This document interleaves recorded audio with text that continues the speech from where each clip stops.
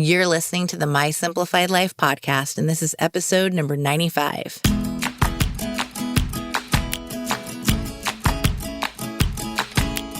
Welcome to the My Simplified Life podcast, a place where you will learn that your past and even your present don't define your future.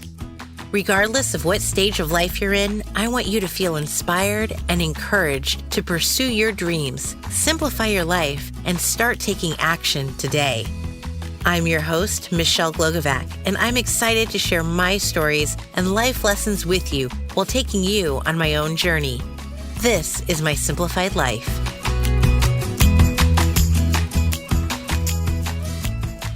Hi, friends. Welcome to another episode. I'm your host, Michelle Glogovac. Do you ever wonder what you are meant to do in life? I think it's safe to say that we've all probably pondered this question at least once, and honestly, probably a lot more than that.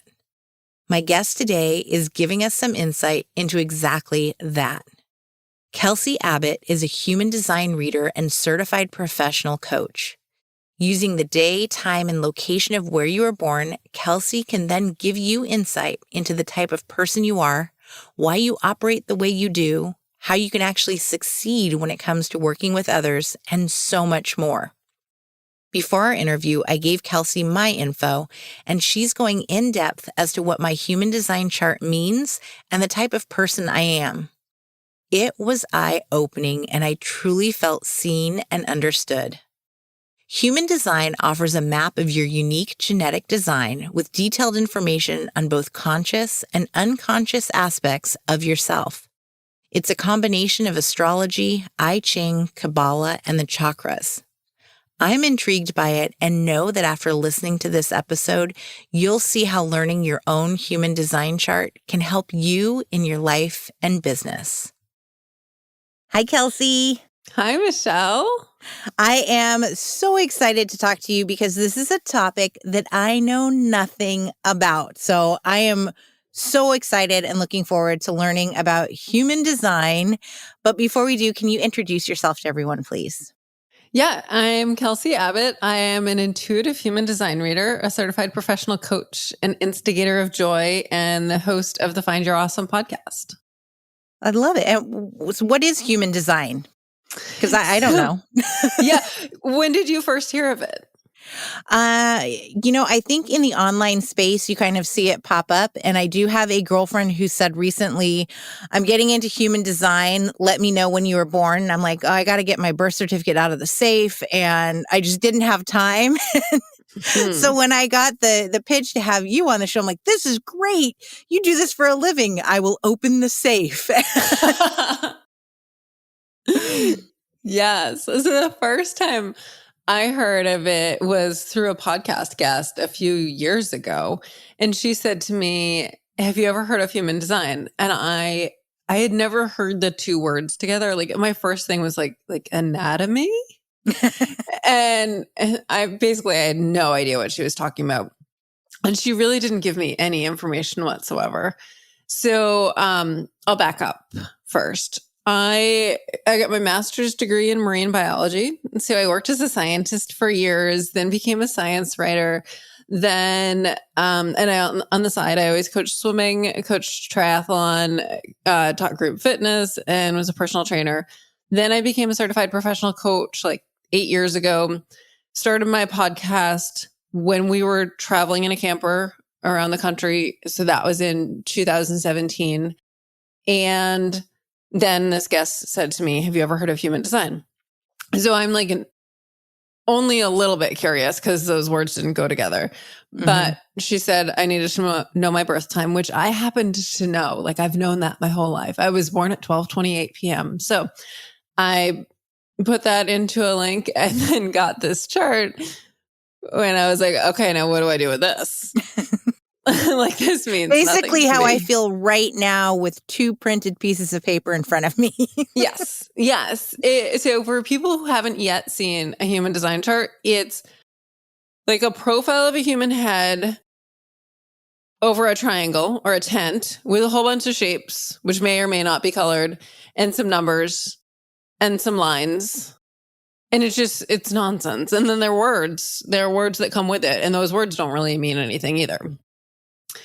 So the first thing I learned is, okay, I'm a manifesting generator. But what the hell does that mean? And finally, Google led me to human design, or a manifesting generator is a warrior Buddha. And I was like, oh, wait, that like resonated with my soul. And that was like a breadcrumb. And then I got another piece of breadcrumb and another breadcrumb and another breadcrumb until before I knew it, I was all the way down the rabbit hole and in love with this modality. So here's what it is.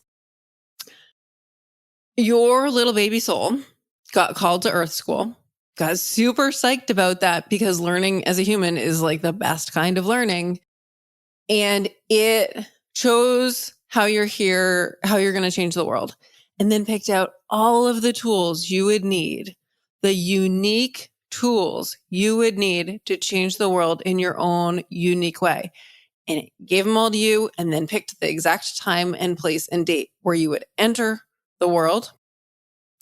And boom, that secures your human design. That is your soul's blueprint. And then we come into the world on day one. We know all of this. We know exactly who we are. And on day two, we start forgetting it all. I call this the great forgetting. We all forget until someday, perhaps through human design, we start to remember all of it. We remember that we are here to own and share our gifts, and we start owning and sharing our gifts. And that is how we start changing the world.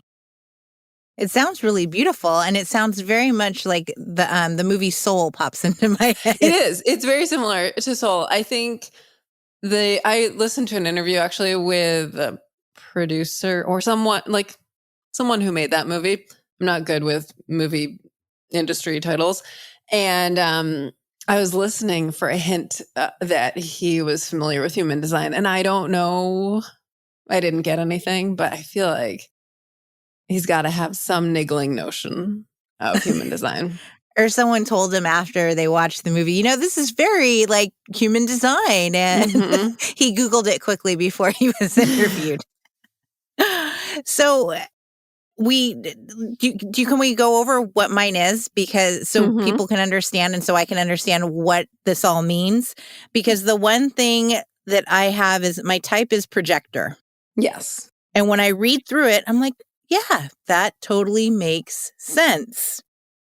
It's that I want to share my wisdom, and that I need to do it correctly and wait for an invitation to share it, unless I'm given sort of either a platform or an invitation to like lunch with a friend to share it. Is that right?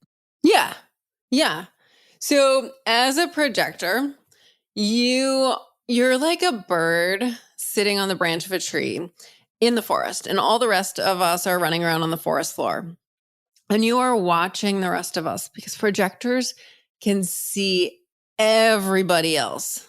They can't see themselves.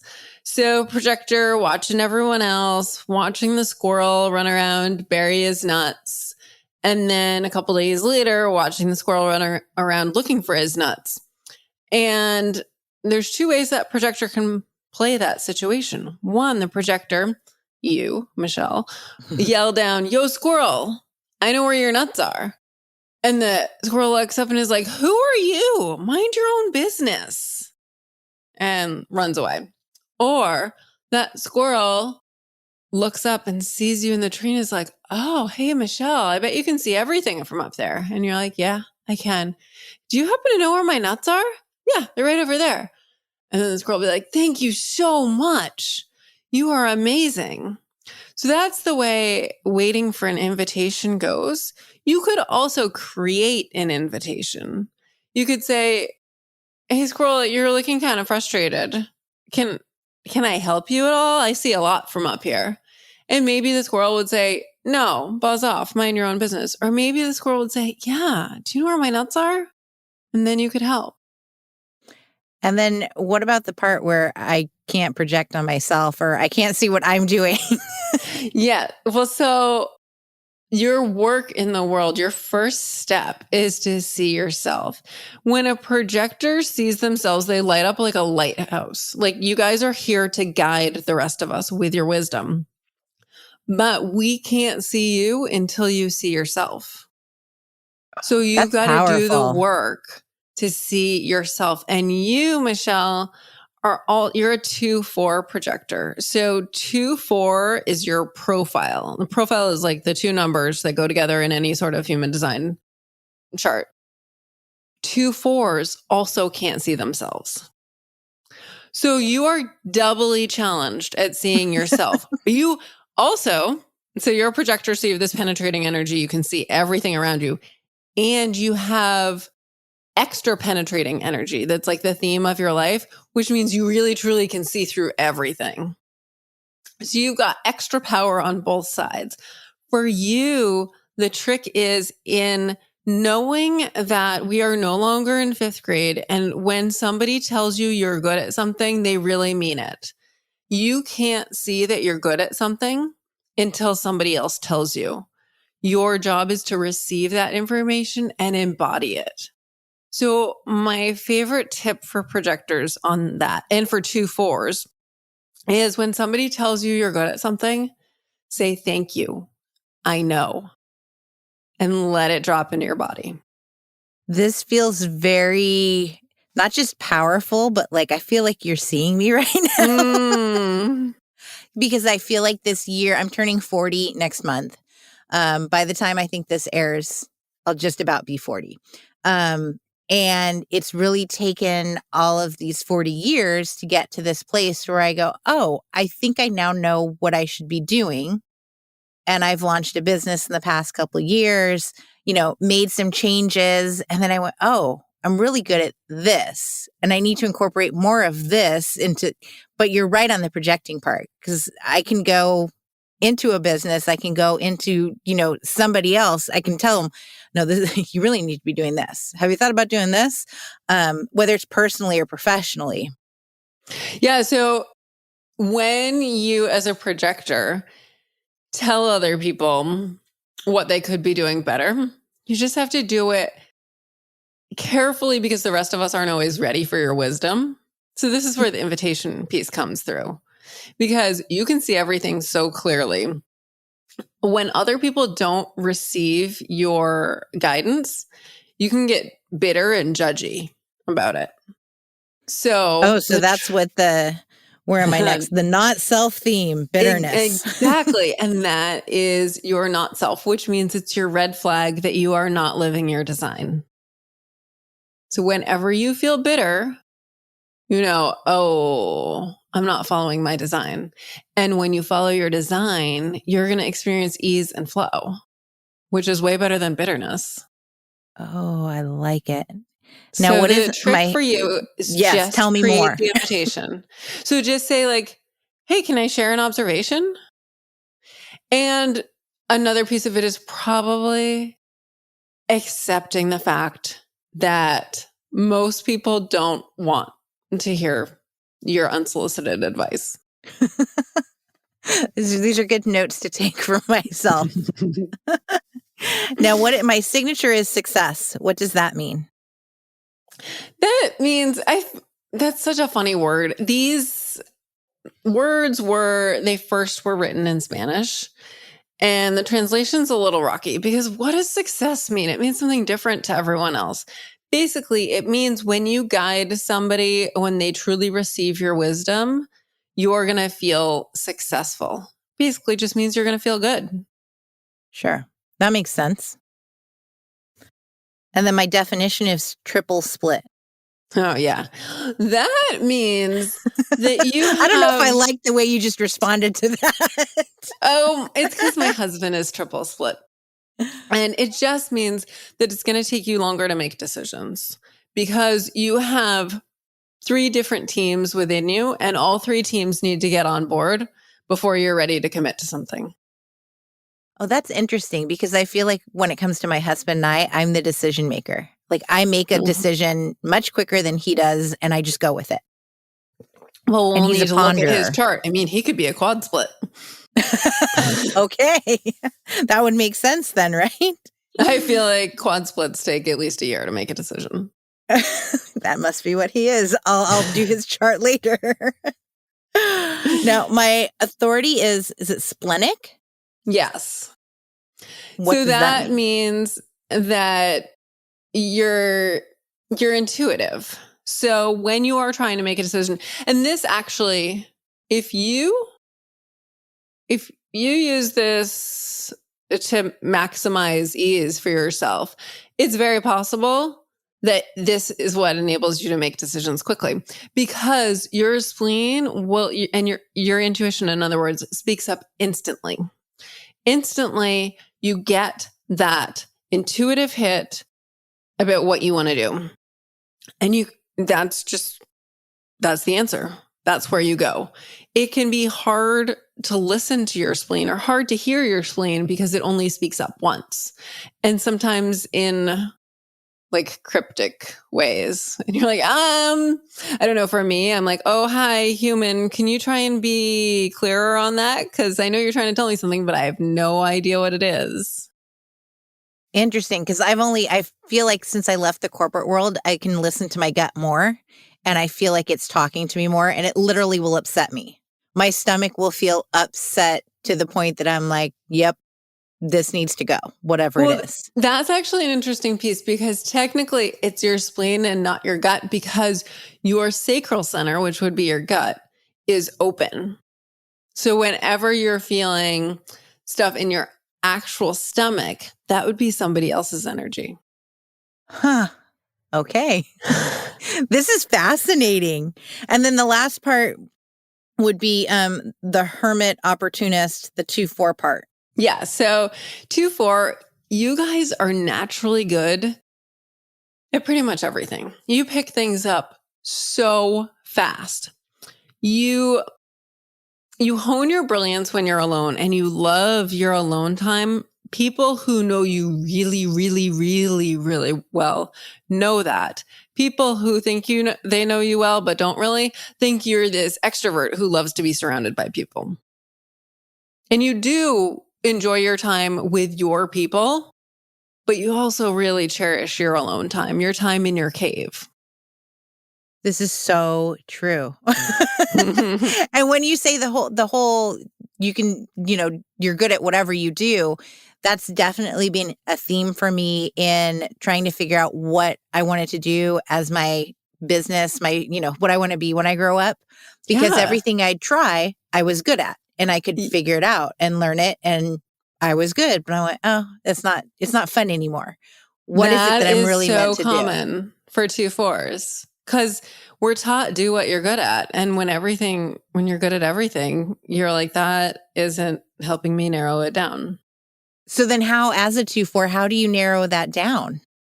So we'll go back to you being a projector. And as a projector, you're here to collect wisdom and then to guide people. So your optimal day as a projector would be, say it's like of the 8 hours that you're quote unquote working, you would spend 6 of those hours honing your own wisdom through reading, listening to podcasts, I don't know, maybe writing, but it's all in your own energy. And then 2 of those hours you spend guiding other people, probably mostly in a one-on-one format. And it's because that guiding is so intense that it is really energetically expensive for you. So you hone your wisdom and then you share it in short spurts. But really, you are here to see yourself, to just build up your wisdom. So you are this like super powerful lighthouse, and then guide the rest of us to a more efficient, better way of doing things. This is fascinating. I'm truly taking it all in, and I can, everything that you're saying with, guiding, and even if I've been invited, to guide someone and to project, if they don't follow through, I do get that, but why didn't you just do what I said? You said you wanted to do this and I told you how to do it. Why couldn't you just do it? Mm-hmm. So there's that bitterness. This makes so much sense. Yeah. So how do people obviously come to you to get these, would you call it a reading? Yeah, I call it a reading. Okay. So they come to you for this reading, and then what do they do with it? How does this help them in the world? So, of course, it depends on the person, whether they're all set after a reading or then they need coaching after the reading. But it's called the human design experiment. So, and it's said to take at least 7 years to embody your design. So you are learning about it today. We'll do a full reading at some point, and then from there, that's where the clock starts on 7 years. And it's because there are so many different layers in this chart, so many different pieces that your chart picked out for you. And Jesus, like every day feels like there's a new theme. Oh, today I'm learning about like, oh, that's how that gift shows up for me. Oh, and oh, I feel like I'm really stuck on this because it's exactly how I'm not supposed to use my energy. It's all an experiment of like, how do I try on, like, maybe I'll tell you something in your chart that you're like, what? That doesn't resonate at all. Like, I don't feel like I'm intuitive about the future for other people, which Michelle, you are. And I tell you, you are. And then you try it on. You start just like playing with that and sharing the intuitive hits that you get and find out like, oh, apparently I am. And apparently this is something I can grow into even further. Are there specific kind of career types that match up with some of these definitions? Not really, but like I said, you're here to guide us, and a lot of your work day should be spent honing your wisdom. So you, for instance, probably wouldn't be at your best if you were like teaching 6 spin classes a day. That's not for you. No, it absolutely would not be. It makes complete sense though. And it would also be part of the reason why I am a big book reader. I love to interview authors and experts and to learn, just like I'm learning right now, to gain this wisdom, to read a book and then learn more about it, to, especially in this past year, just listening and holding space for other people to learn about their experiences. That's all been part of what I've been doing and working on. And then I've also been speaking more about it. So that's why this kind of makes a lot of sense for me personally, because it is part of the work that I am currently doing and undertaking. Yeah. And our human design also shows us how we learn best. So as a 2/4, you're going to learn best when you're by yourself. Like you are going to take this information that I share with you and you're going to just sit with yourself. And it's like, that's when you embody the wisdom. You get the tools from people people that you resonate with, like your people, and then you embody it. So like maybe there is another type, 1/3s. They want to know all the things about all the things. So I can do reading with them, do extra readings with them, and they still want to read all the books. And sometimes I'm like, so I know that about a 1/3. So I'm like, I have actually already told you everything, but yes, here's a book. But if you'd like to overeducate yourself. So who are the people that are coming to you to get these readings? Who do you work with? A lot of them are what I call light leaders. And a light leader is somebody who has this deep craving to change the world. They just know they are here to change the world and to do that by spreading love and light all over the planet.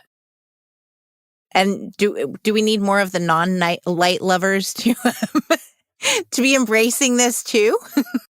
Absolutely. So when we know and understand our human design, we get off the struggle bus. We start experiencing ease. It's like we swap the flow of the river. Like we stop trying to struggle upstream. We just flow with it. And we lean into our gifts and we see, one of the cool things is seeing the gifts that other people have too. And being like, oh yeah, you are so good at that. Will you help me with this? Because I do not have that gift anywhere in my design. My soul did not pick that out for me. My soul said, hey, you're going to get that gift from someone outside yourself. So in seeing how we all fit together, because we're on this planet of 8 billion beings, and it's not a planet of 8 billion humans is a planet of one human shattered into 8 billion pieces. And our mission here is to own and share our gifts so that we can come together and fit together like puzzle pieces. And then together we rise. That's powerful and a little scary. I would say that's a little scary, but so awesome and amazing at the same time. And I feel like if we all knew more about what our purpose was here and how to embrace the gifts of others, then our world wouldn't be the way it is right now, because I think it's completely messed up in a lot of ways. It's so true. I mean, let's just talk about the world, the way the world is right now. Some people are here to hone their opinions and be like really narrow down their perspective, get really clear on it. And other people are here to let opinions flow through them. And right now we're in a time in the world where people are just grabbing onto opinions. And it seems like tons of people are doing that. And the fact is that split on whether people are supposed to cling to opinions or let them flow through them is about 50-50. So it's probably not right for all of them. And you can feel it too when you start just with that awareness. You can feel some people when they share their opinion, whether you agree with it or not, you're just like, well, damn, you are so clear on that. And other people, you're like, it does not feel good when you share that opinion. I don't know why, but the energy just doesn't feel good to me. Mm-hmm. And I think a lot of people don't know themselves, and that's part of the problem. Exactly. They just take in whatever's being fed, and that's it. And that's why we are where we are. And it's not a great, happy place to live in.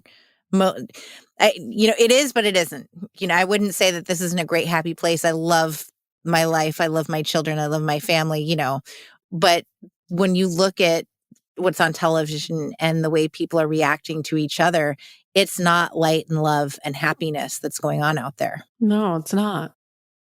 But if people were able to see themselves and love themselves and see other people and love other people and love and celebrate them for owning their design, instead of this like telling people that they're doing life wrong. No, we are all different. Like I said, you are here to hone your wisdom, and like that means a lot of your day is going to be spent by yourself, taking information in. I am here to be multi-passionate and to be like bouncing around all day. And how does that work for you? Neither of us are doing it wrong. Right.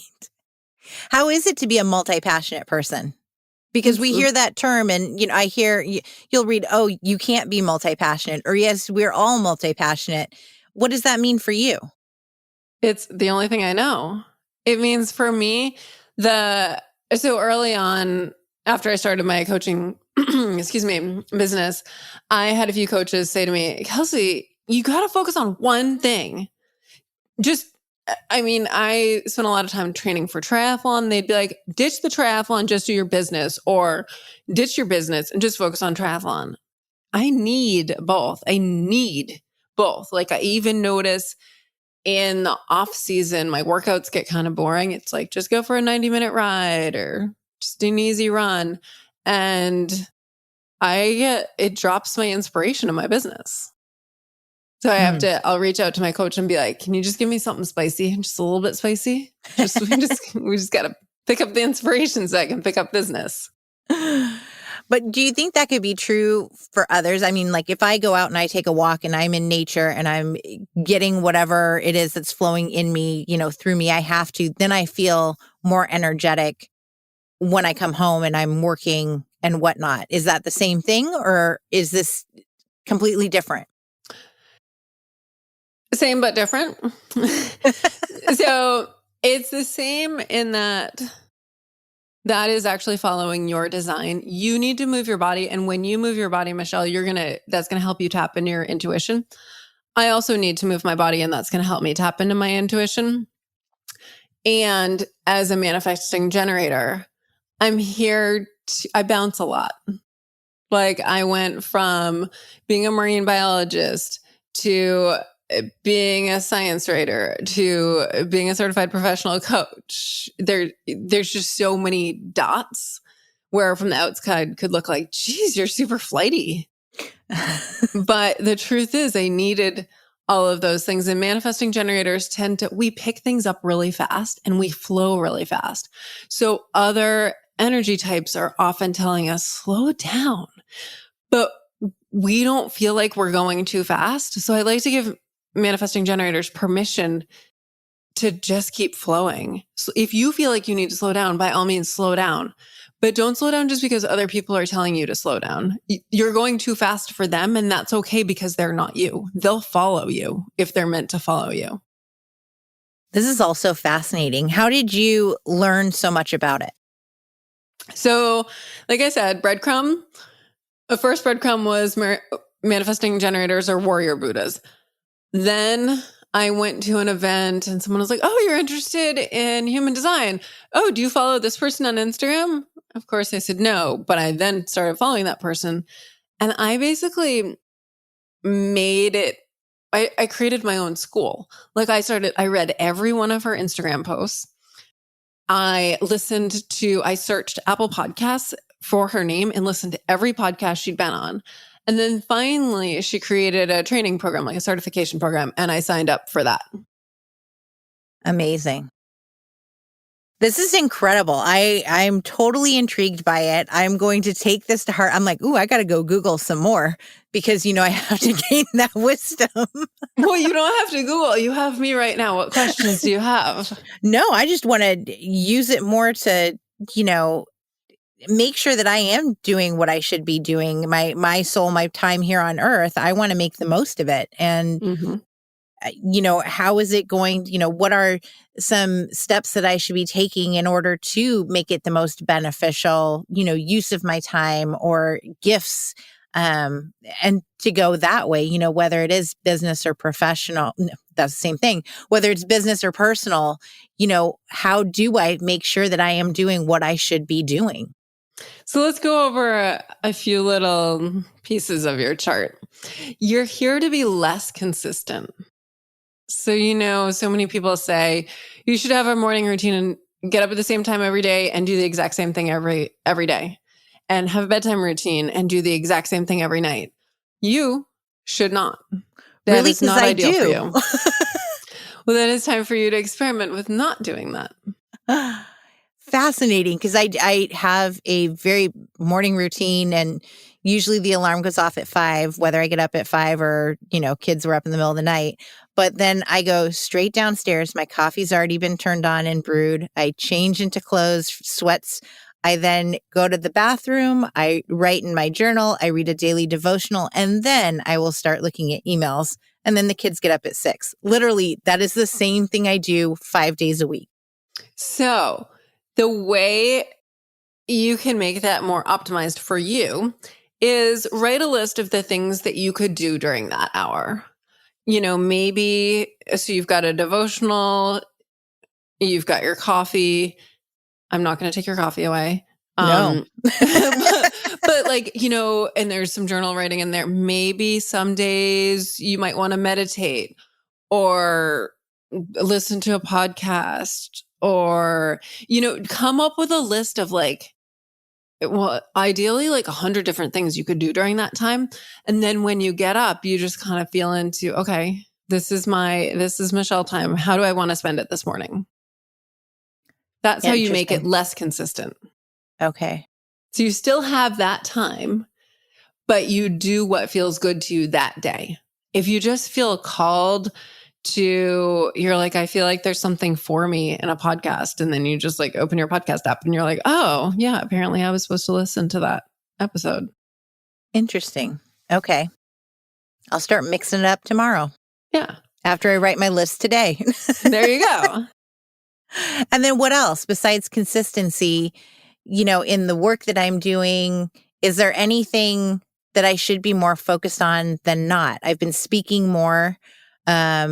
Because after doing podcasts for so long, I know what's good in a podcast, what goes into it, how to speak on one, how to guest on them, how to pitch them.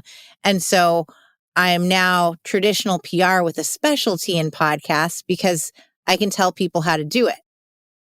And that's in your chart.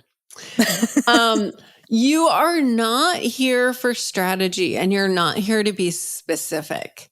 So we talk about manifesting stuff, right? You manifest. Well, that's how we do everything, right? I manifested a new client or whatever it is. There's specific manifestors and non-specific manifestors. And manifester is an energy type in human design, and that's not what I'm talking about. Every energy type, every single person is either a specific manifestor or non-specific. Specific manifestors will say things like, I want to make $503 today, and they will make it happen.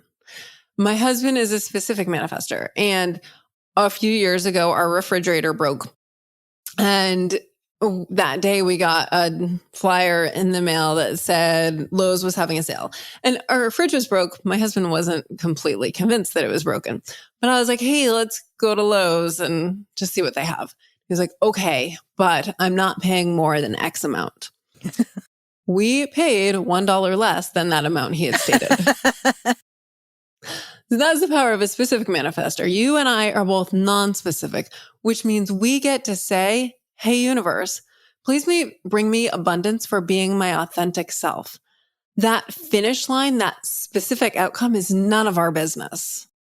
Our job is to do what feels right to us and just keep going. And the actual outcome is up to the universe. For instance, like I want to help people remember who they are.